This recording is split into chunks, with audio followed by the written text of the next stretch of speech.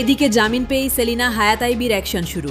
Doctor Yunus ও তাজুল ইসলামের ফাঁসি নিশ্চিত। একে একে পূরণ হচ্ছে আওয়ামী লীগের স্বপ্ন। সেলিনা হায়াত আইবির জামিনে মাথা ঘুরে গেল নাসিরউদ্দিন পাটোয়ারীদের। নারায়ণগঞ্জ সিটি কর্পোরেশনের সাবেক মেয়র সেলিনা হায়াত আইভি তার পাঁচটি মামলায় আজকে জামিন হয়েছে। তাহলে কি ফেসে যাচ্ছেন সাবেক চিফ প্রসিকিউটর তাজুল ইসলাম?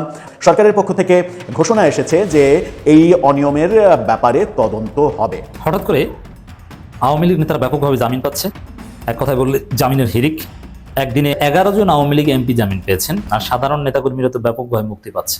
আওয়ামী লীগের নেতাকর্মীরা সর্বশক্তি নিয়ে রাজপথে নামার প্রস্তুতি নিতে শুরু করেছেন। দলীয় সভানেত্রী শেখ হাসিনা নাকি এমন নির্দেশনা দিয়েছেন, গলি থেকে রাজপথ সর্বত্র নেতাকর্মীদের নামতে হবে। দুর্নীতির শত শত অভিযোগের মুখে সাবেক উপদেষ্টা, তাদের ক্ষমতা ছাড়ার শুক্রে এক সপ্তাহ এখনো ভালো করে হয়নি। এর মধ্যে দুর্নীতি দমন কমিশনে তাদের বিরুদ্ধে দুর্নীতির অভিযোগের স্তূপ করতেছে একের পর এক। তো ফেসে যাবেন, তার চাইতেও বড় ব্যাপারটা যেটা সামনে এসেছে সেটা হচ্ছে সংবিধান লঙ্ঘন এবং রাষ্ট্রদ্রোহিতা। সেই অভিযোগগুলো শুধুমাত্র এখন আদালতে উপস্থাপনের ব্যাপার, এবং আদালতে উপস্থাপন হলে সেটা সম্ভবত প্রমাণিত হয়ে যাবে। আর প্রমাণিত হয়ে গেলে প্রফেসর ইউনূসকে মৃত্যুদণ্ডের মুখোমুখি এমনকি হতে পারে।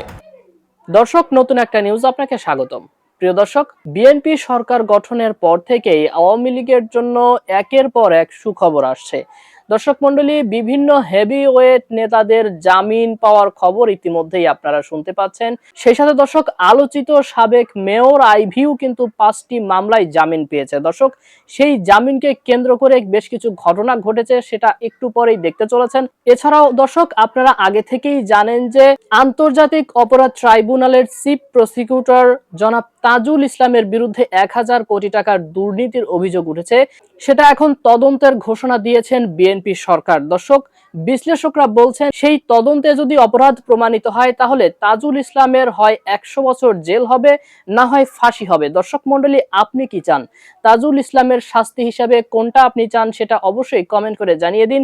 এছাড়াও দর্শক, যদি ডক্টর মোহাম্মদ ইউনূসের বিরুদ্ধে সংবিধান লঙ্ঘন এবং রাষ্ট্রদ্রোহিতা প্রমাণ করা যায় তাহলে ডক্টর মোহাম্মদ ইউনূসেরও ফাঁসি নিশ্চিত হতে চলেছে। দর্শক, আর দেরি না করে চলুন দেখে আসবো আজকে সেই গুরুত্বপূর্ণ ভিডিওগুলো। তবে তার আগে বলবো, যারা প্রতিনিয়ত আপডেট খবর দেখতে চান তাহলে অবশ্যই আমাদের চ্যানেলটি সাবস্ক্রাইব করে পাশে থাকা বেল আইকনটি ক্লিক করে দিন। আর যারা ইতিমধ্যেই চ্যানেলটি সাবস্ক্রাইব করে রেখেছেন তাদেরকে অসংখ্য ধন্যবাদ। তো চলুন দর্শক, ভিডিওটিতে একটি লাইক দিয়ে আমরা ধারাবাহিকভাবে সবগুলো ভিডিওর আলোচনা দেখে আসি। সেলিনা হায়াত আইভির জামিনে মাথা ঘুরে গেল নাসিরউদ্দিন পাটোয়ারীদের। নারায়ণগঞ্জ সিটি কর্পোরেশনের সাবেক মেয়র সেলিনা হায়াত আইভি তার পাঁচটি মামলায় আজকে জামিন হয়েছে। জামিন মঞ্জুর করেছেন মহামান্য আদালত।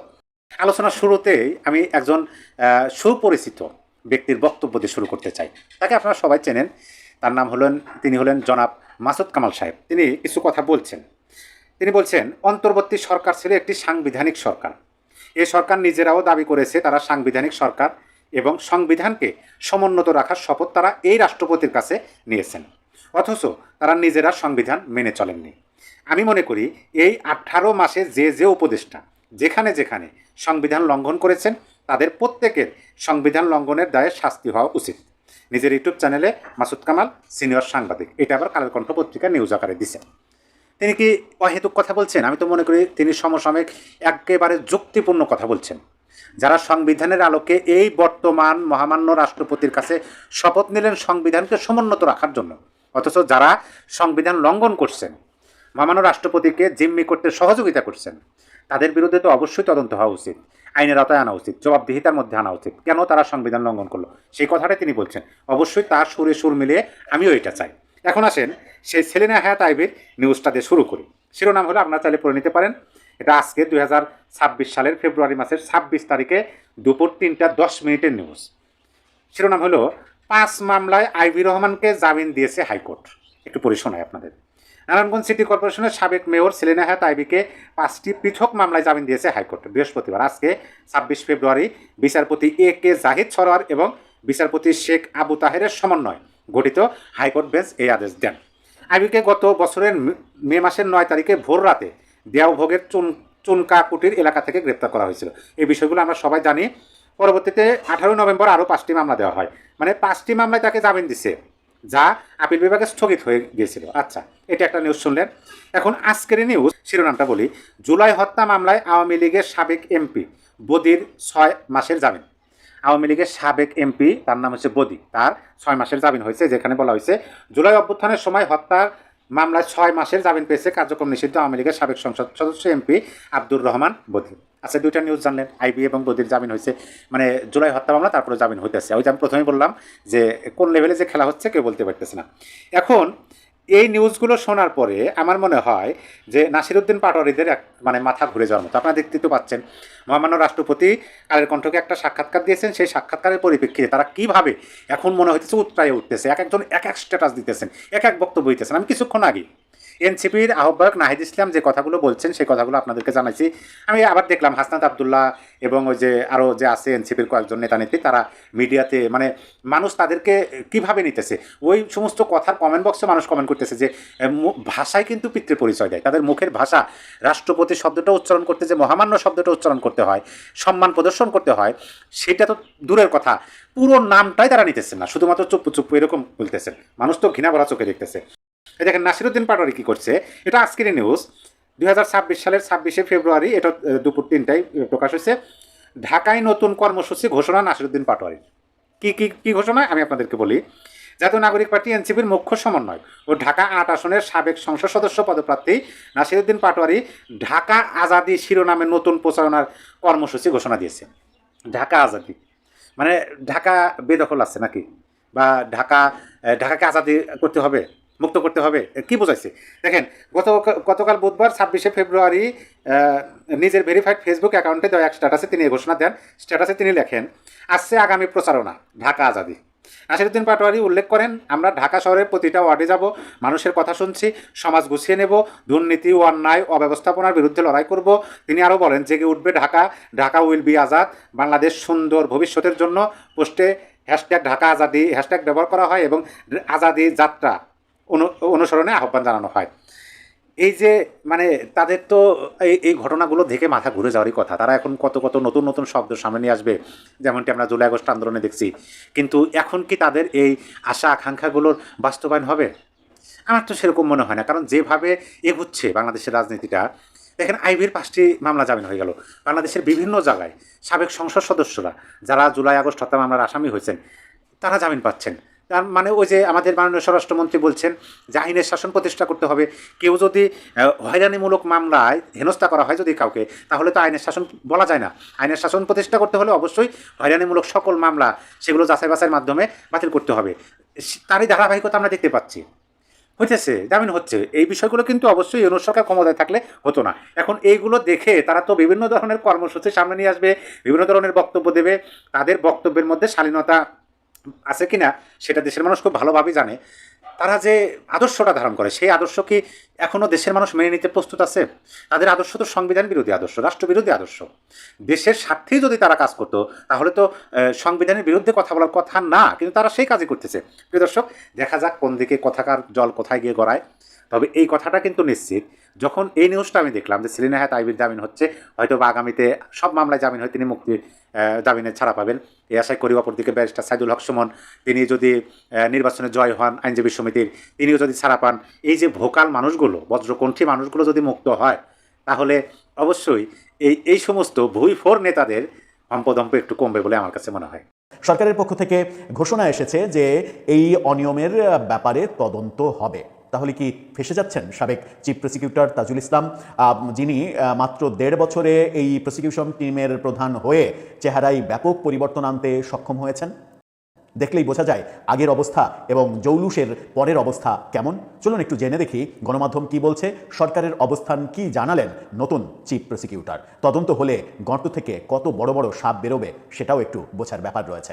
সাবেক আইজিপির যে রাজসাক্ষী হওয়ার ঘটনা, একই মামলায় শেখ হাসিনাকে মৃত্যুদণ্ড দেওয়া হলো, আসাদুজ্জামান খান কামালকে মৃত্যুদণ্ড দেওয়া হলো হুকুমের আসামি হিসেবে। অথচ মূল হুকুমটা যিনি দিয়েছিলেন বলে অভিযোগ চৌধুরী আব্দুল্লাহ আল মামুন, যিনি পুলিশের প্রধান, মানে প্রধান অপরাধ তো তারই হওয়ার কথা। যদি সেগুলো অপরাধ হয় তাহলে প্রধান অপরাধ তো পুলিশের প্রধান, কারণ পুলিশের বিরুদ্ধে অভিযোগ। তিনি তার বাহিনীকে বলেছেন গুলি করতে, তাই তারা গুলি করেছে, তার অর্ডার ছাড়া তো কেউ গুলি করেনি। সুতরাং তারই মানে প্রধান আসামি হওয়ার কথা। সাথে হুকুমের আসামি হতে পারে স্বরাষ্ট্রমন্ত্রী, প্রধানমন্ত্রী, যে তাদেরকে বলা হলো যে তারা আইজিপিকে হুকুম দিয়েছে বলে আইজিপি এই কাজ করেছে। ব্যাপারগুলো এরকম। কিন্তু সেই আইজিপিকেই রাজসাক্ষী বানিয়ে মৃত্যুদণ্ডের বদলে 5 বছরের কারাদণ্ড দেওয়ার যে ঘটনা, অর্থাৎ নামমাত্র সাজা, সেই ব্যাপারে অন্তত 1000 কোটি টাকার লেনদেন হয়েছে এই অভিযোগ অভিযোগ যখন উঠেছে এবং তাজুল ইসলামের বিদায়ের পরে সেই অভিযোগ যখন আরও বেশি বড় আকারে হচ্ছে, তখন চ্যানেল ৭১ যেটা বলছে, দেখুন শিরোনামটা, সাবেক আইজিপিকে রাজসাক্ষী করতে ঘুষের অভিযোগ, তদন্তের ঘোষণা। অর্থাৎ ঘোষণা দিয়ে দেওয়া হয়েছে, তদন্ত হবে এটার। মানবতা বিরোধী অপরাধে শেখ হাসিনার বিরুদ্ধে মামলায় সাবেক আইজিপি চৌধুরী আব্দুল্লাহ আল মামুনকে রাজসাক্ষী করতে প্রসিকিউশন টিমের সদস্যদের ঘুষ লেনদেনের অভিযোগ খতিয়ে দেখার ঘোষণা দিয়েছেন চিফ প্রসিকিউটর আমিনুল ইসলাম। তিনি জানিয়েছেন, ট্রাইব্যুনালের কোনো প্রসিকিউটর অনিয়মে জড়িত থাকলে তার বিরুদ্ধে কঠোর ব্যবস্থা নেওয়া হবে। ব্যবস্থাটা কেমন নেওয়া হবে, মানে একজন ধরেন চিফ প্রসিকিউটর, তিনি যদি ১,০০০ কোটি টাকা লেনদেন করেন, তাহলে তার মানে শাস্তিটা কেমন হওয়া উচিত? অন্তত ১০০ বছরের জেল। তো ১০০ বছরের জেল তো তার জীবদ্দশায় খাটার কোনো মানে ক্ষমতা নেই, কারণ এখন তার বয়স যদি হয় ৫০-৫৫ বছর, আরও ১০০ বছর মানে তাকে ১৫০-১৬০ বছর বাঁচতে হবে। সেটা নিশ্চয়ই মানে একেবারেই মানে মিরাকেল ছাড়া সম্ভব নয়। সুতরাং এই অপরাধে কি তার মৃত্যুদণ্ডও হতে পারে? কি বলছে আইন? আমরা আইনের ছাত্র নই, আমরা আইন অতটা বুঝিও না। তবে অপরাধ প্রমাণিত হলে তিনি যে বড় ধরনের বিপদে পড়বেন তার সাঙ্গপাঙ্গ সহ সেটা খুব ভালোভাবে টের পাওয়া যাচ্ছে।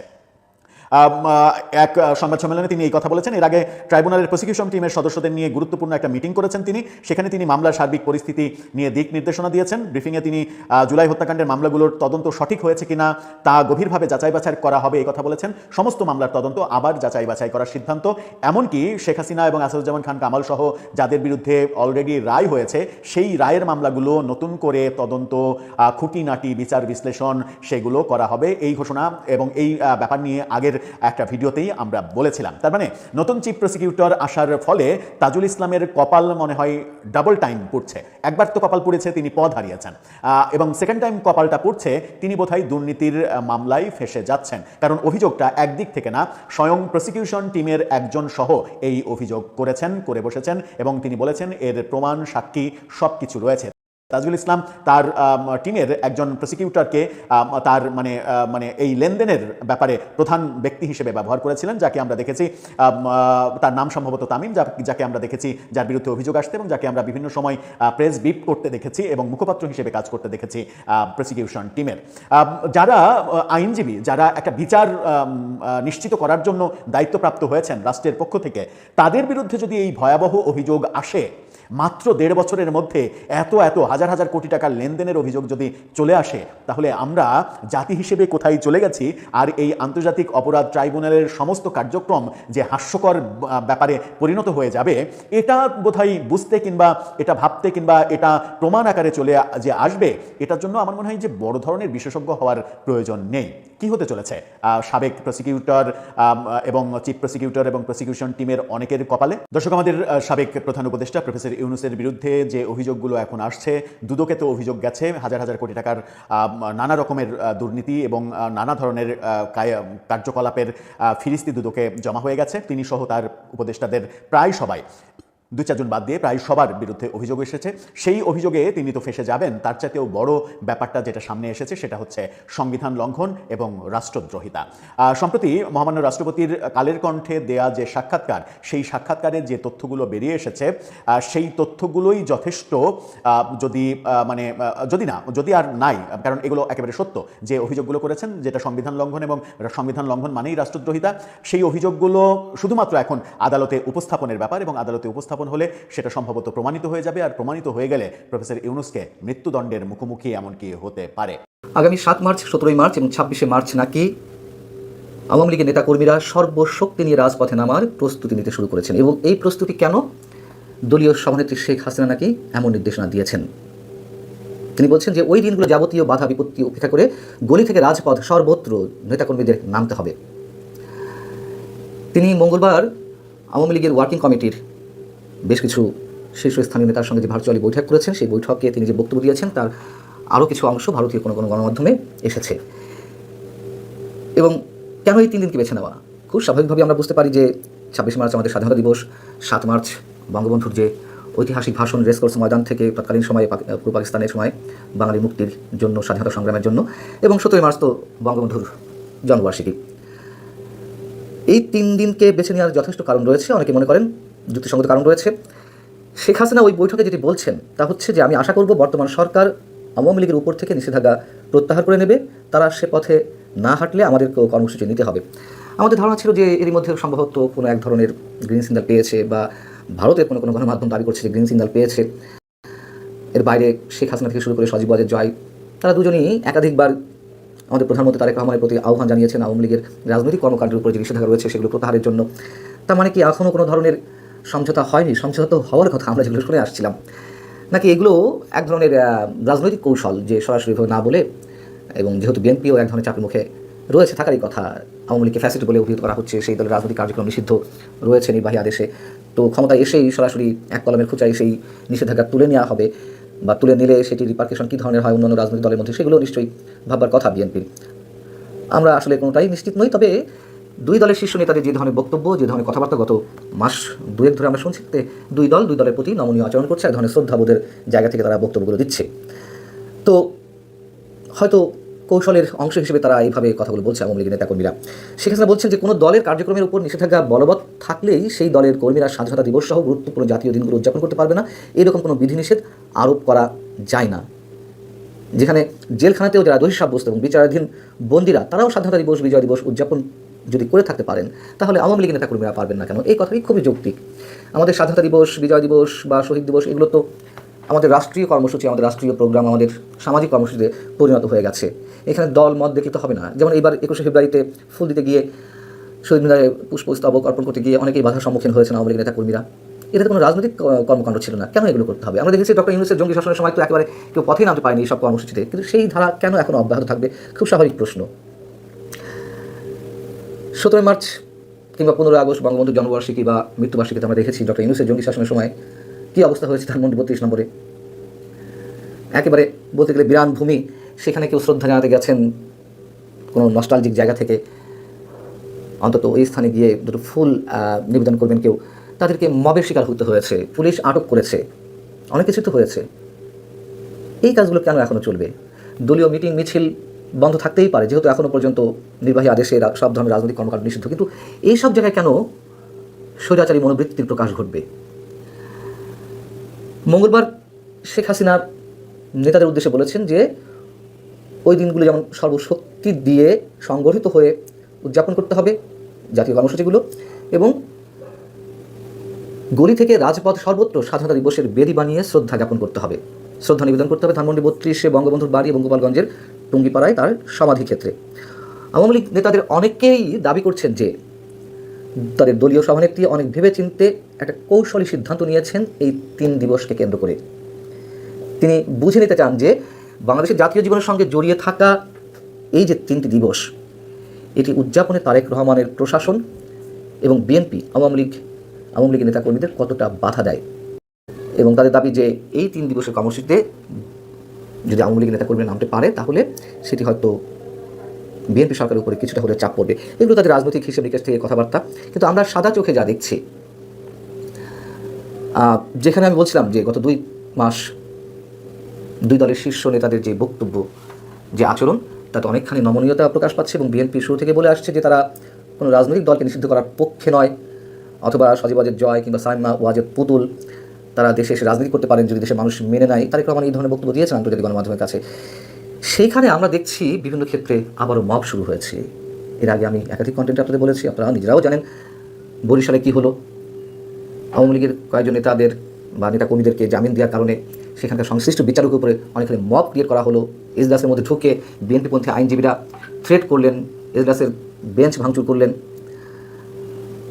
আবার অদ্ভুত এক নির্দেশনা এলো, মানে বিস্ময়কর এক নির্দেশনা, যিনি গণমাধ্যমেও এসেছে।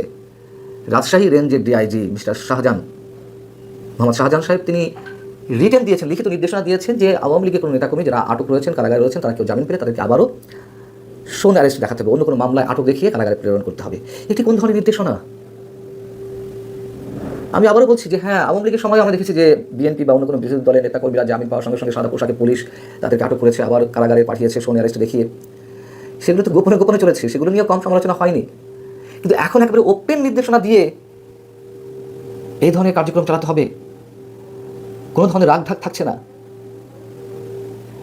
এই যদি অবস্থা হয়, তাহলে আমরা যা সাদা চোখে দেখছি, যা বুঝতে পারছি, সবই কি ভুল? নাকি আমরা এই প্রশ্ন তুলব, যারা এই কাজগুলো করছেন, যেমন বরিশালে বিএনপিপন্থী আইনজীবীরা যে কাজটি করলেন, অথবা এই যে রাজশাহী রেঞ্জের ডিআইজি মোহাম্মদ শাহজাহান তিনি যে নির্দেশনা দিলেন, এগুলো কোনো গুপ্ত সংগঠনের হয়ে কেউ ইচ্ছাকৃতভাবে এই কাজগুলো করছে কিনা বিএনপিকে বিপদে ফেলার জন্য। আমরা তখনই নিশ্চিত হব যে না, এগুলো কোনো গুপ্ত সংগঠন হয়ে কোনো কাজ নয়, যদি কিনা বিএনপির হাইকমান্ড থেকে, বিএনপির শীর্ষ নেতৃত্বের জায়গা থেকে এসব বিষয়ে আপত্তি জানিয়ে কোনো বক্তব্য যদি না দেওয়া হয়। আওয়ামী লীগ রাজনীতিতে ফিরবে, এটি বাস্তবতা, এটাই বাস্তবতা। আওয়ামী লীগ বিএনপির মতন যে রাজনৈতিক শক্তি একেবারে রাষ্ট্রের সমাজের তৃণমূলে গ্রথিত, এগুলোকে এত সহজে নির্মূল করা যায় না, সম্ভব না। কোনো আদর্শকে এইভাবে নির্মূল করা যায় না, এগুলো খুব পুরনো কথা আবারও বলতে হচ্ছে। যদি সত্যি সত্যি বিএনপি ইউনূস সরকারের পথে হাঁটে, তাহলে এর দায়িত্ব বিএনপিকে নিতে হবে বা বিএনপিকে খেসারত দিতে হবে, যেমনটা খেসারত দিতে হয়েছে আওয়ামী লীগকে। আওয়ামী লীগ 15.5 বছর বিএনপি বা জামাতের নেতাকর্মীদেরকে পথে নামতে দেয়নি। তারা যদিও অনেক বাধা বিপত্তি করে অনেক ধরনের কর্মসূচি পালন করেছে, বিশেষ করে বিএনপি সেখানে নানান ধরনের আক্রমণ করেছে, তার পরিণতি তো আমরা দেখেছি। এই ইতিহাস বিএনপি মনে রাখবে না, তারেক রহমান নিজেকে 17 বছর ধরে প্রস্তুত করেছেন, তিনি এগুলো মাথা রাখবেন না, এটি হতে পারে না। প্রিয় দর্শক, আমি আশা করছি সবগুলো ভিডিওই আপনি মনোযোগ সহকারে দেখেছেন। সেই সাথে দর্শক, এই ভিডিওগুলো সম্পর্কিত যদি কোনো তথ্য বা মতামত থাকে তাহলে তো অবশ্যই কমেন্ট করে জানিয়ে দিন। এতক্ষণ সাথে থাকার জন্য ধন্যবাদ। নিউজটি শেষ করছে এখানেই, ফিরছে আগামী ভিডিওতে নতুন কোনো টপিক নিয়ে। আল্লাহ হাফেজ।